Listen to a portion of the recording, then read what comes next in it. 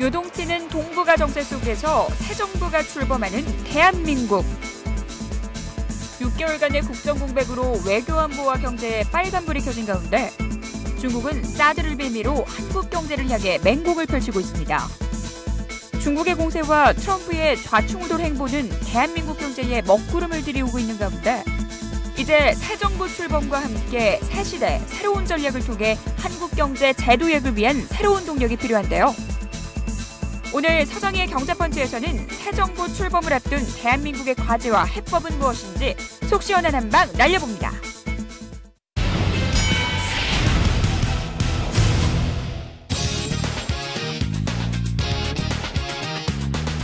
안녕하세요. 서정희의 경제펀치의 서정희입니다.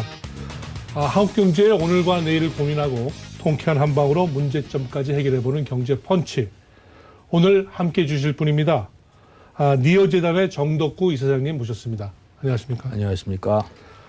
오늘부터 몇 주간은 대선 이후에 한반도 주변을 둘러싼 여러 가지 정세와 앞으로 경제 과제들을 한번 짚어보기 위해서 몇 분을 차례대로 모시기로 했습니다. 특히 오늘 제일 먼저 우리 정 이사장님 모셨는데 이유는 중국을 비롯해서 우리 주변 정세와 경제 관계에 있어서 누구보다도 복합적이고 종합적인 이해를 하고 계신 분이라고 믿고 모셨습니다. 요즘에 특히 좀 어떻게 보면 보람이 있으시지 않을까 싶어요. 한 10년 전에 니어재단 만드시지 않았습니까?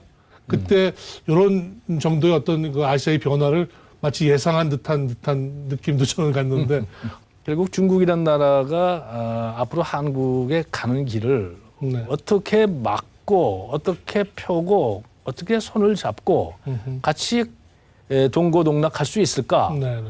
특히 이 생존 방정식과 통일 방정식을 연립 방정식으로 풀어나가야 되는 우리 세대가 네. 거기에 최대 주주가 누굴까? 네. 이 방정식의 상수가 어느 나라일까 생각해 보면 중국이 앞으로 우리를 상당히 영향을 미치고 흔들어대면서 또 우리는 거기서 젖줄을 대고 네. 생존해 나가는 아주 중요한 나라라고 보기 때문에 네. 니어재단이라는 걸 창립을 하게 됐는데 어연 10년이 됐습니다. 한중 관계도 10년 동안 질과 양이 많이 변했을 것 같은데 이 니어재단 입장에서 넘어서서 이 한중 간의 관계에서 또 우리 보수 정권 10년의 공과에 대해서 한번 평가해 보신다면 어떨까요? 뭐 지금 표면적으로 보면 보수 정권은 아주 처절하게 패배했죠. 다수 국민들이 이 보수 정권이 해놓은 공과에 대해서 아주 부정적 시각을 가지고 있는 것도 사실이고 그런데 특히 그중에서 중국과 관련해서 보면은 글로벌 위기가 터졌던 2007년, 8년을 넘어서면서 대중국 관계가 굉장히 전환기를 맞이합니다. 그것이 바로 중국과 한국 사이에 유지되어 왔던 어떤 분업체계, 보완적 산업관계 이런 것들이 이제 깨지기 시작하는 거죠. 보수 정권의 가장 큰 잘못은 그때 중국이 이 한국과 부가가치 사슬구조 내부에서 이 중간 단계에서 서로 마주치면서 격전장을 만드는데 이거를 중국을 떼어놓지 못하고 그냥 우리 스스로 거기에 같이 함몰되면서 현재와 같은 이런 어려운 상황을 만들어낸 거. 그다음에 이제 박근혜 정부 들어와서도 중국과의 관계에 있어서 이 중국에 대한 막연한 기대가 너무 있었지 않았냐. 그러다 보니까 미국의 반대에도 불구하고 아시아 인프라 투자은행 AIIB에 가입을 하고 그 엄청난 돈을 자본 참여를 하고 그다음에 한중 FTA도 좀 뭐 외교적으로 빨리 서두르는 면이 있고 그다음에 천안문 막루에 올라서 이 전승기념일 사열도 받고 그러면서 이제 미국과 소원한 관계가 유지되고 그러는 가운데서 미국이 요구하는 사드를 받게 되고 그러면서 한중 관계가 극단의 어떤 그 롤러코스터를 할 거예요. 이렇게 타게 되죠. 그래서 지난 10년을 보면은 아주 좋은 뜻으로 출발했던 지난 보수 정권이 이 상황에 대한 정리를 잘 못함으로 인해 가지고 이렇게 어려운 나락에 빠지지 않았나. 문제를 알겠는데 어떻게 풀 거냐 하는 문제에 대해서는 이번 대선 과정 거치면서 충분히 숙성시키지 못했던 것 같아요. 그렇죠. 경제적인 문제도 그렇고 또 정치적인 이슈가 또 있지 않습니까? 북한 핵 문제라든지 미국 문제라든지 이걸 어떻게 우선순위랄까요? 어떻게 전략적으로 어프로치해야 될까요? 문제는 이제 우리가 아주 구조적인 문제가 있고 네. 단기 위험을 극복하는 문제, 뭐 크게 두 가지로 나눌 수 있겠죠. 그죠? 네네. 그냥 북핵 위기 같은 거는 뭐 우리한테 아주 그 오랫동안 지속되어 온 암세포와 같은 이런 문제이기 때문에 어디서 우리 이사님께서 북한은 악성 종양이다 이런 표현을 하셨다고 암세포라고 네, 예. 또 트럼프 행정부가 들어오면서 이 북한의 문제를 어떤 그 외과 수술적 접근을 하려고 하면서 그거를 미중 관계로 풀어나가면서 또 그 미중 관계에서도 경제 문제와 이 문제를 서로 연결시켜 나가면서 아주 극단적인 공포나 위기 국면으로 이제 몰고 왔는데 그럼 결론이 어떻게 날 거냐? 네. 많은 사람들이 견해가 엇갈립니다. 과연 북한이 핵을 버리겠느냐?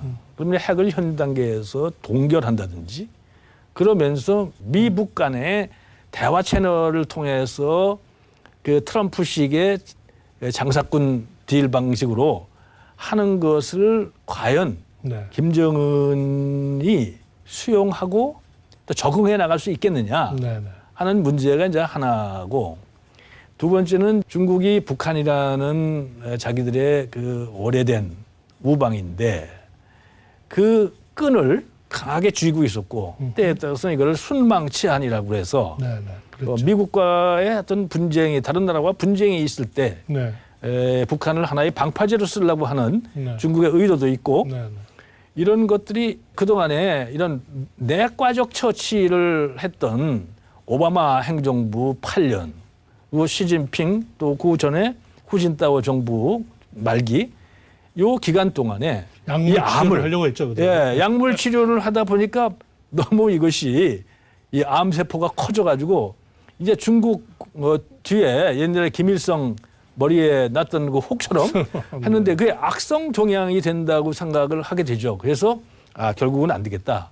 북중 관계와 미중 관계에서 중국 입장에서는 불가피하게 미국을 중요시하게 할 수밖에 없고 그러다 보면 북한을 뭐 버리지는 않더라도 최대한 문제를 안 일으키도록 강한 압박을 할 수밖에 없는 이런 관계에 있을 때 그럼 한국의 포지션이 뭐냐 이제 네네. 한국의 위치가 뭐고 한국의 대응 자세는 뭐냐 이런 문제에 이제 부딪히죠. 그렇죠. 이게 바로 다음 정부의 숙제입니다. 네네. 대통령이 당선되자마자 미국과 중국의 특사를 파견을 하되 네. 미국에는 친미파, 중국에는 친중파를 보내서 네. 밀담을 하고 그러면서 그 사람들의 내심을 우리가 파악을 하고 네네. 그러면서 다시 양국과 정상회담을 하고 정상회담은 어디 먼저 하면 좋을까요? 그 정상회담은 뭐 글쎄 내가 볼 때는 미국에 먼저 해야겠죠. 왜? 현재의 그 동북아 정세의 주도권은 지금 미국이 주고 있기 때문에 그리고 트럼프와의 그 신뢰관계 하에서 이 문제를 풀어야지 네네. 이걸 시진핑한테 가서 우리 사드를 뭐 가면 분명히 이제 사드 문제가 나올 텐데 사드 문제를 뭐 이렇게 해서 우리가 완화해서 뭐 어떻게 하고 이상한 얘기하면 트럼프는 아마 만나주지도 않을 거예요. 네. 그다음에 그래서 이런 그 기본적인 틀을 짜는 거가 이제 하나고 네. 두 번째가 이제 장기적인 문제인데 남북 대화 문제죠. 네. 이 동북아 정세가 아주 그 위험천만한 상황으로 진전됐을 때 한국이 거기에 직접적으로 이렇게 깊이 관여를 못한 것이 사실이기 때문에 네네. 한국이 최대의 이해 당사자로서 네네. 어떻게 이 문제의 주도권을 상실하지 않고 네네. 붙들고 갈 수 있겠느냐 이걸 해놓는 게 제일 중요하지 않을까 이렇게 생각합니다. 네네네. 예전엔 북핵은 북핵이고 육자회담은 육자인데 요즘엔 사드하고 경제 문제가 막 연결이 돼요. 미국은 미국대로 막 연결시키고 중국도 막 연결시키고 있지 않습니까? 한미 관계의 기본이라는 게 뭐냐? 기본적으로 한미 동맹 관계인데 동맹 관계의 요건이라는 것은 이익의 균형과 가치 균형이 동반돼야 된다. 네네. 그러면 이익의 균형과 가치의 균형이 동반되는 미국과 네. 중국 중국의 경우에는 이익의 균형만 있지 가치의 균형이 없다. 그래서 미국과 한국 또 한국과 중국 사이에는 상당한 관계의 강도에 있어서 차이가 있는데 최근에 와서 이제 미국이 굉장히 가치보다는 이익의 균형 쪽을 중요시 여기는 쪽으로 특히 트럼프의 양동작전식 좌충우돌식 외교가 이 한반도 주변 국가들 흔들어 놓고 있죠. 현재. 특히 이번에 이제 아마 사드 문제로 해서 중국이 한국에 대해서 경제 보복을 했죠. 지금 이제 이번에 우리가 한중일 서울 프로세스에서 한중 긴급 현안 대화를 했는데 중국은 지금 굉장히 후회하고 있습니다. 결국 이것이 해가지고 중국한테 이익되는 게 하나도 없었다 하는 자가 비판들을 엄청나게 하고 있고 그래서 이제 출구 전략을 어떻게 해야 될 거냐 하는 것을 논의하는 단계가 되고 이 새 정부 초기에 이게 과제라고 생각합니다. 그런데 지금 우리한테 굉장히 중요한 레슨이 있습니다. 이 안보 위험이 큰 나라에 투자하는 우리 기업의 그 경제 위험, 이 안보 위험이 경제 위험으로 전이되는 과정에서 그 위험의 해칭 비용을 과연 개별 기업이 다 부담할 수 있느냐 하는 문제에 부딪히죠. 이 문제. 이 문제는 앞으로 굉장히 중요한 과제이고 중국은 제가 뭐 어디에 인터뷰에서 소화적 대국 이렇게 했는데 큰 나라답지 못한 굉장히 소화적인 그런 자세를 보였고 중국은 그것을 내부에서 굉장히 리뷰하고 있고 그것은 결국은 우리는 이제 출구 전략을 세워야겠다 하는 단계로 갈 것이고 미국과의 관계에 있어서는 이제 사드 비용 문제부터 시작해서 방위비 분담금 문제부터 시작해서 앞으로 안보 문제와 경제 문제가 상당히 복잡하게 얽혀 나갈 겁니다. 이게 트럼프식 양동작전식 외교인데 이거를 이겨내려면 우리에게 상당히 인내심이 있어야 할 것 같아요. 그러니까 그렇게 막 정신없이 블러핑이라고 할까요? 뭐 때에 따라서는 양동작전식으로 막 갈 때 한국이 거기 일희일비하고 계속 끌려 들어가면 안 되지 않느냐. 우리가 내부에서 이걸 모니터링하면서 또 미국 조야에 긴밀한 협의 라인을 구축해서 그 동향을 파악을 하면서 또 동향을 유도하고 견인하는 이런 굉장히 중요한 장치를 우리가 시급히 마련해야 된다 이렇게 생각합니다. 이제 본격적으로 경제 쪽 얘기로 한번 깊이 들어가 보고 싶습니다. 우리가 그 산업 구조조정의 타이밍을 지금 많이 놓치고 있습니다. 왜 놓친 겁니까? 대통령이 대개 어떤 방식으로 해서 대통령이 되냐면 패거리에 업혀서 대통령이 되죠. 그러면 이제 패거리의 사이즈에 따라서 이제 선거에서 승패가 결정이 되는데 초기에는 그 패거리들의 승자의 파티에 흥분 상태가 가라앉지 않고 구름 위에 둥둥 떠다니죠. 그 사이에 많은 중요한 타이밍을 놓칩니다. 그러면서 무모한 정책들이 이제 많이 나옵니다. 그러니까 이 국정이라는 것이 굉장히 만만치 않은 건데 그걸 굉장히 만만해 보고 덤비다가 결국은 시장으로부터 오버하이트를 당합니다. 그러면서 이제 주저앉게 되죠. 누가 현명한 대통령이냐는 자기가 그동안에 내걸었던 현수막을 정리하는 것이다. 그 중에서 실현 가능한 거 그리고 지속 가능한 거 이걸 중심으로 해서 이걸 한마디로 해서 정책을 재구성해야 된다. 중국이 쫓아오면은 이 자본을 가진 기업 입장에서 경쟁이 이루어지는 거고 이 경쟁에서 우리가 조금이라도 기술적으로 앞선다면 그 부분을 벌리기 위해서 더 노력을 하고 어떤 위험 요인이기 때문에 더 열심히 할 텐데 왜 이 부분에서 구조적 타이밍을 스스로 놓쳤는지 그 정부 탓만 할 수 있는 건지. 그렇습니다. 옳은 말씀이고 그런데 대개 이제 우리나라의 그 주력 기업들 중국과 경쟁 관계에 있는 주력 기업들이라는 게 대개 공기업이거나 아니면은 독점 관계에 있습니다. 그러면 그 기업들 입장에서 보면 전통적으로 호황기에 이해 관계자들의 배분 단계에 들어갑니다. 특히 예를 들면 뭐 상여금을 많이 준다든지 또는 그거로 인해서 자기 스스로의 담금질을 할 역량이 한국이 안 되는 겁니다. 근데 예를 들면 삼성 같은 경우에는 주주들의 굉장한 견제를 받고 있습니다. 또 애플이라든지 기타 많은 경쟁자사가 있죠. 그러면서 끊임없이 그 글로벌 플레이어로서 자기 스스로를 변신해야 되는 압박이 있는데 네, 네.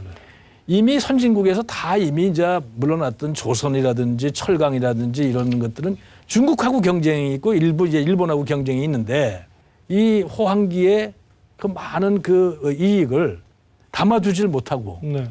다 유출시켜서 네. 불황기에 왔을 때 스스로 쓸 수 없기 때문에 네. 현재 국가나 국민의 비용으로 되는 그 악순환의 고리를 계속 타고 있는 거죠. 이게. 네, 네, 네. 새 정부가 그 외교안보적인 그 솔루션을 찾아가는 기간 또 조선 산업을 포함해서 산업 구조정을 빠른 속도로 진행하는 것 이게 동시에 다 가능할까요? 아니면 이게 좀 속도 조절을 해가면서 우선순위를 해야 될까요? 결국은 이제 우리가 산업에 대한 큰 그림이 있어야 됩니다. 네. 결국 보수 정부의 실패는 네, 이 산업에 대한 큰 그림이 없었다는 거죠. 네, 네. 중국이 치고 올라오는 속도가 네. 우리가 생각했던 것보다는 엄청나게 빨랐던 거죠. 네, 되게 우리하고 격차가 이렇게 되니까 이거 한 3년 걸리겠다 했는데 그 사람들은 6개월 내에 따라온 거죠. 네, 네.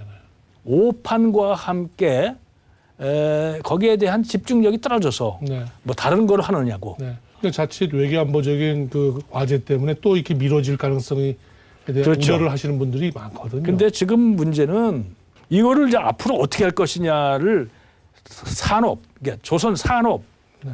그 해운 산업별로 검토하는 것이 하나가 있고 네. 또 하나는 장래에 우리의 하나의 그 주력 산업을 어떻게 끌고 나갈 거냐는 문제는 4차 산업혁명이라고 하는 새로운 산업의 조류가 있고 그거와 함께 그림을 다시 그려야 된다. 네.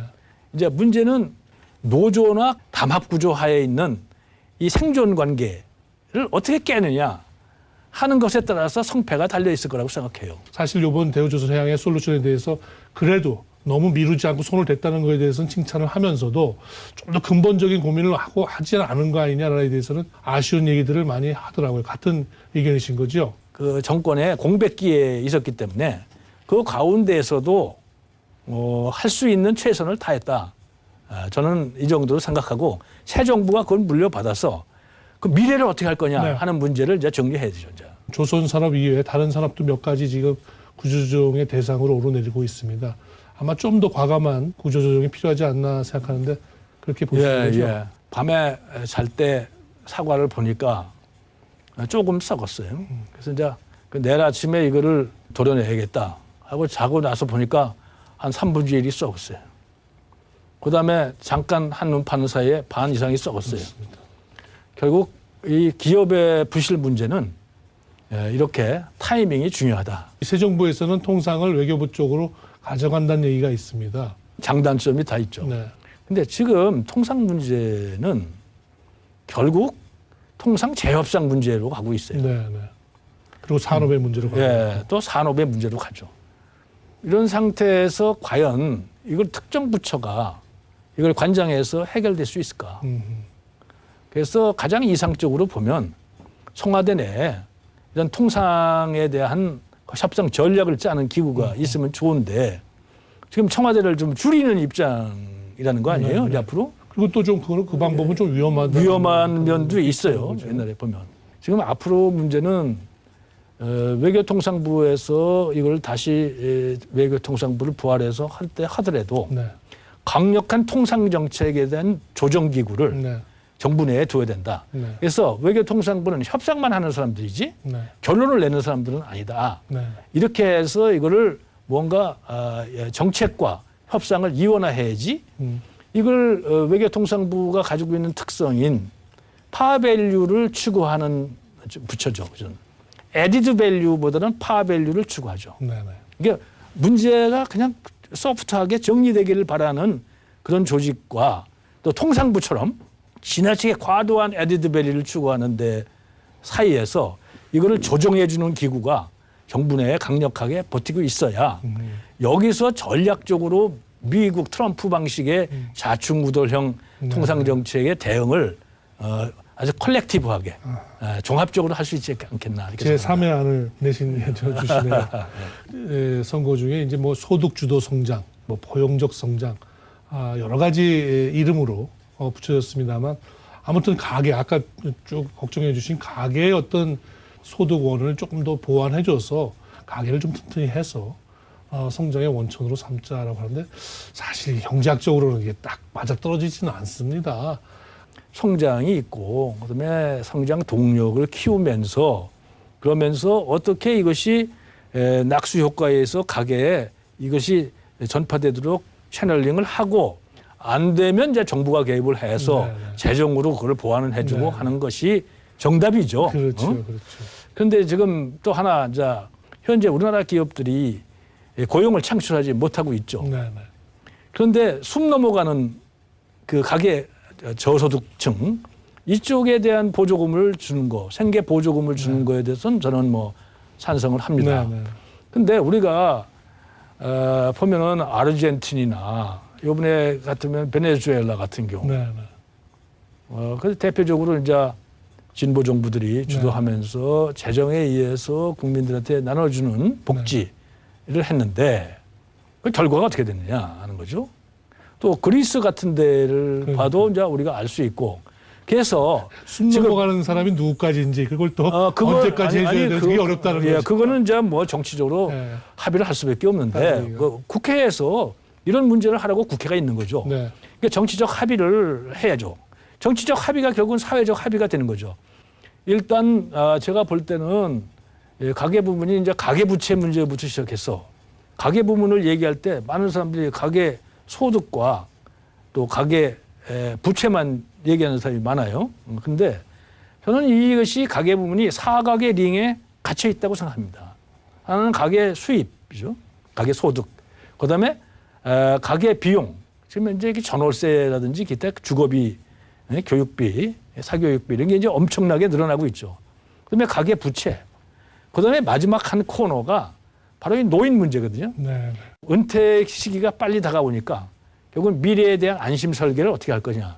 이 네 가지 코너에 좀 갇혀 있는데 이걸 종합적으로 정부에서 그림을 그려나가면서 그래서 과연 언제까지 이걸 정부가 보조를 하고 그 다음에는 어떤 단계에 어떻게 하느냐. 그러면 연금기금에 대한 문제를 어떻게 할 거냐부터 종합적인 그림을 그려야지 네. 그때 노인들한테는 뭐 30만 원 준다.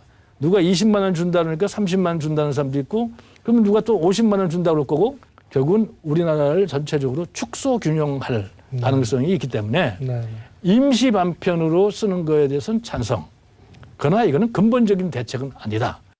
지금까지 니어재단 정덕구 이사장님 모시고 복잡한 한중일 우리 대외 관계 속에서 이 대선을 이제 마무리하고 우리 한국 경제가 새롭게 이 파고를 어떻게 헤쳐나가야 될지 몇 가지 짚어봤습니다. 오늘 말씀 감사합니다. 감사합니다. 미국 트럼프 행정부 출범 후에 한반도가 여느 때보다도 아주 복잡한 방정식으로 돌아가고 있습니다. 자, 이제 대선도 마무리됐습니다. 이제 강을 건넜으니 뗏목을 이제 옆으로 치우라고 하는 얘기처럼 미래를 위한 그런 이정표를 다시 한번 하나씩 둘씩 한번 점검해보는 그런 시간을 가져야 될 때인 것 같습니다. 소정의 경제 펀치 여기서 이만 인사드리겠습니다. 감사합니다.